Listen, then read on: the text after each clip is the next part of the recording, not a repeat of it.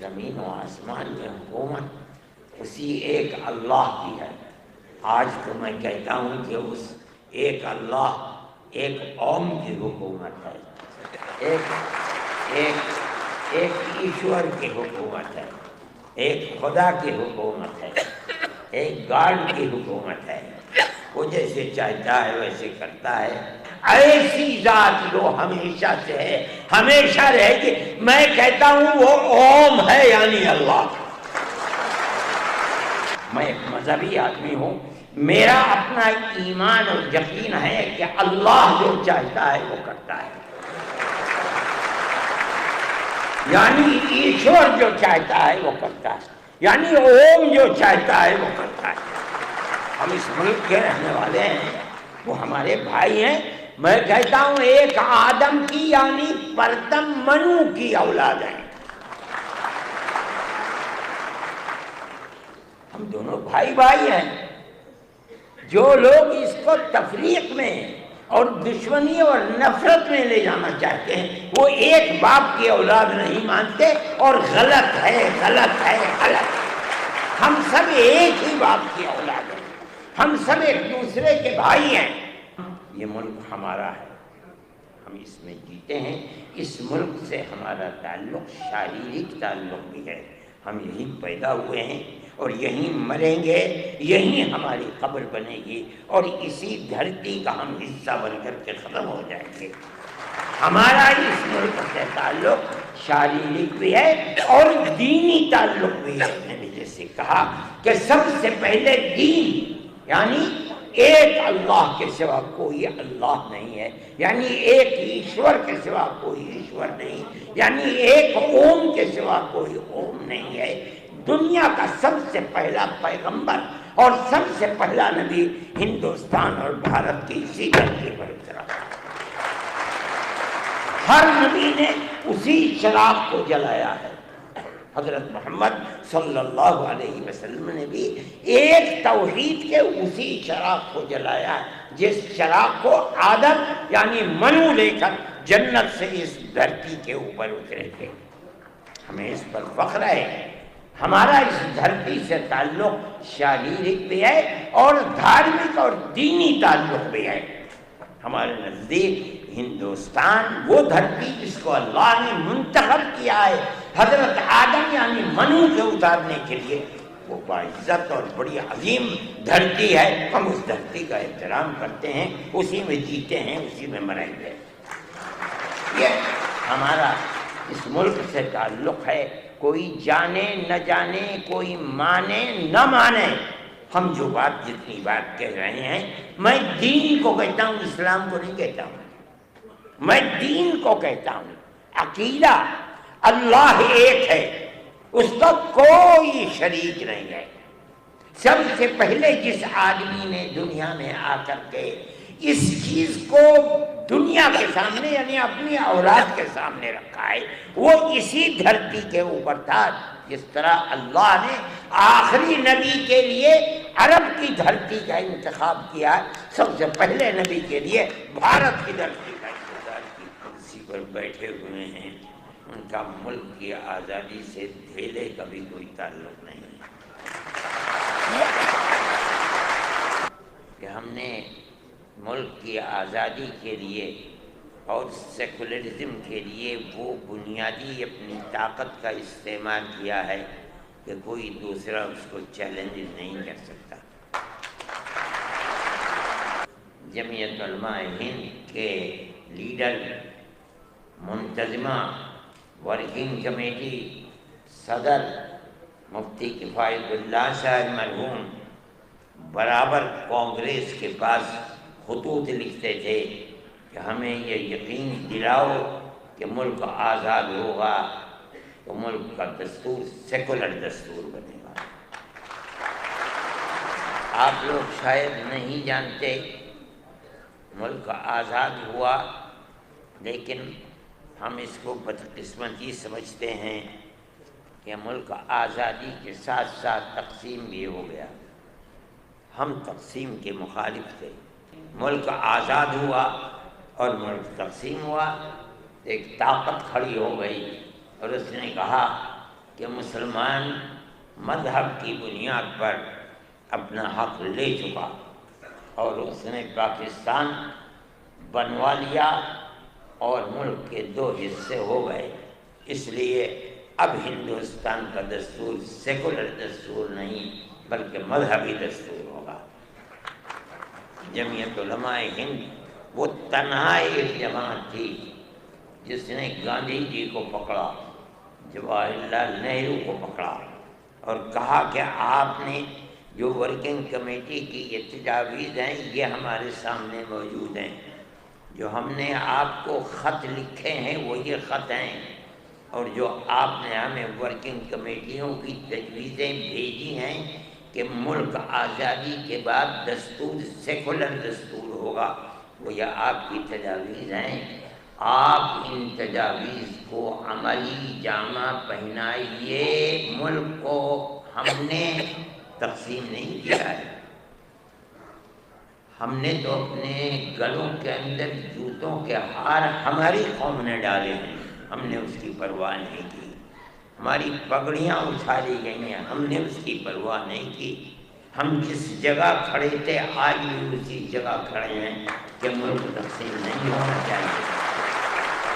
اب اگر ملک تقسیم ہوا ہے تو ملک کی تقسیم پر دستخط آپ نے کیے ہیں، ہم نے دستخط نہیں کیے. میرے بھائی آج اس سیکولرزم کو ختم کرنے کی بات کی جا رہی ہے.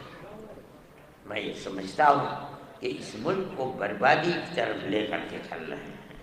وہ اگر یہ سمجھتے ہیں کہ سیکولرزم صرف ان کے 2 کھٹکتے ہیں، ان کو سب سے پہلے مسلمان اور دوسرے درجے کے اندر عیسائیت. ہم جس سیکولرزم کو لے کر چلتے ہیں ہم یہ کہتے ہیں کہ تنہا مسلمان نہیں، ہر اقلیت چاہے وہ عیسائیت ہو، چاہے ملک کے اندر برا انعام یہودیت ہو یا کوئی بھی اقلیت ہے، جب ملک آزادی کے وقت اس کا دستور سیکولر دستور ہے وہ سیکولر دستور رہے گا.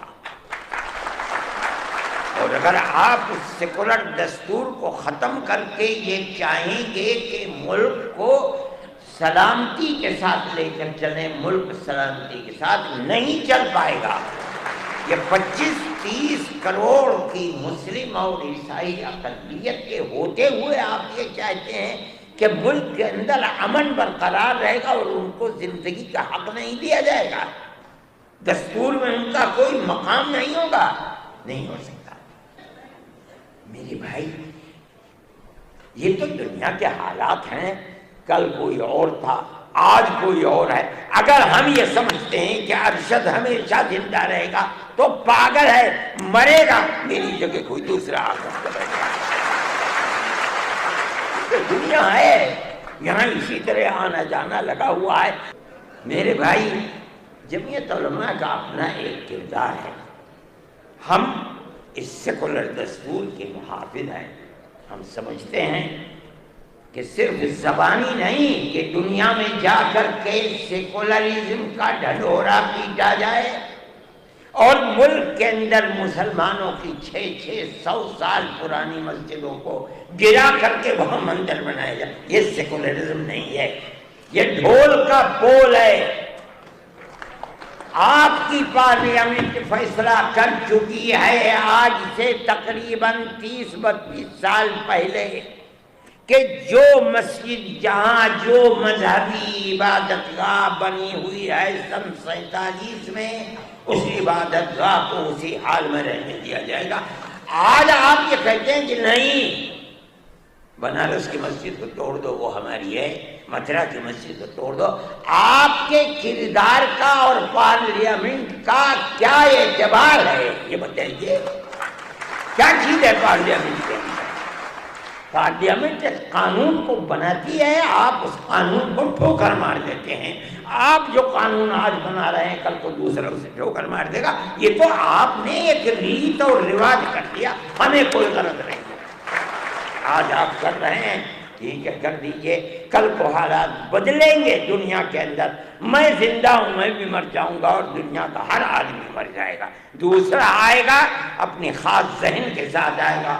حالات کیا ہوتے ہیں ان کو آج نہ میں جانتا ہوں نہ کوئی جانتا ہے۔ ابھی چند روز پہلے ناصر جنید کو زندہ جلا دیا گیا اور جلانے والے کے لیے ہزاروں آدمی کھڑے ہوئے ہیں، احتجاج کر رہے ہیں کہ پکڑا نہیں جا سکتا۔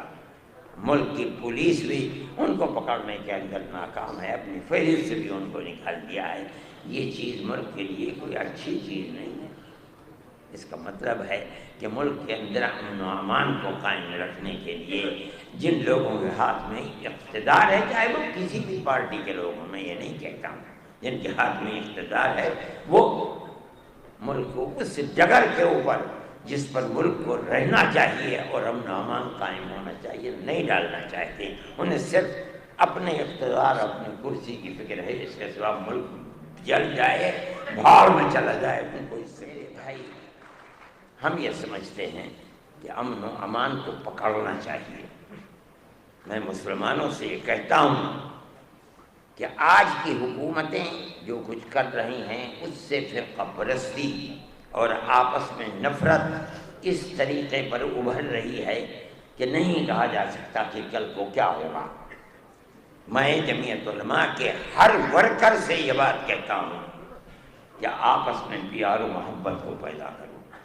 اس کا یہ مطلب نہیں ہے کہ مسلمان سے پیار نہیں، اس ملک کے ہر رہنے والے سے محبت کرو، اپنے دکھ میں سکھ میں انہیں شریک کرو، ان کے دکھ اور سکھ کے اندر تم شریک ہو۔ ان کے یہاں شادی بیاہ ہے، وہ تم کو نہیں بلاتے، جاؤ اور مبارکبادی دے کر چلے آؤ۔ کھانا کھلاتے ہیں، کھاؤ، نہیں کھلاتے نہ کھاؤ۔ جب تمہارے یہاں سکھ ہو، شادی بیاہ ہو، تم اپنے رشتہ داروں کو جس طرح بلاتے ہو، اپنے دائیں بائیں رہنے والے غیر مسلموں کو بلاؤ۔ یہ تمہاری پرانی زندگی ہے، آج کی نہیں، یہ ہزاروں سال پرانی زندگی ہے، اور اسی طرح اس ملک کے اندر ہم رہتے چلے آئے ہیں۔ دنیا کے کسی ملک کے اندر مسلمان اور غیر مسلم کو اس طرح جیسے اس ملک میں رہتے ہیں نہیں رہنے دیتے۔ دیکھو گاؤں کے اندر رہتے ہیں، اگر ان سے پوچھو کہ مسلمان کب سے آباد ہے، نہ مسلمان جانتا ہے کہ اس کی تاریخ کیا ہے، نہ ہندو جانتا ہے کہ اس کی تاریخ کیا ہے۔ اس پیار و محبت کے اندر شریک تھے، لیکن آج کی سیاست یہ پیار و محبت کی سیاست نہیں ہے۔ میں یہ سمجھتا ہوں کہ یہ بڑی تباہی کے آثار ہیں۔ آپ کو جمعیت علماء کے ورکر ہونے کی حیثیت سے آپ کو اس سلسلے میں قدم بڑھانا چاہیے۔ میں مدرسے والوں سے کہتا ہوں، صحیح ہے آپ کا مدرسہ مذہبی مدرسہ ہے، لیکن یاد رکھیے رسول اللہ صلی اللہ علیہ وسلم جن کی زندگی کو لوگ جانتے نہیں اور خاص طریقے کے اوپر برادران وطن نہیں جانتے، غیر مسلموں کے ساتھ اٹھنا بیٹھنا رہنا سہنا آپ کی زندگی تھی۔ یہ سمجھنا کہ کسی غیر مسلم کے ساتھ اٹھنا بیٹھنا یہ درست نہیں، اسلام میں غلط ہے، غلط ہے، غلط ہے۔ میرے تعلقات RSS کے بڑے چوٹی کے لوگوں سے ہیں جو میرے پاس آتے ہیں، میں ان کے پاس جاتا ہوں۔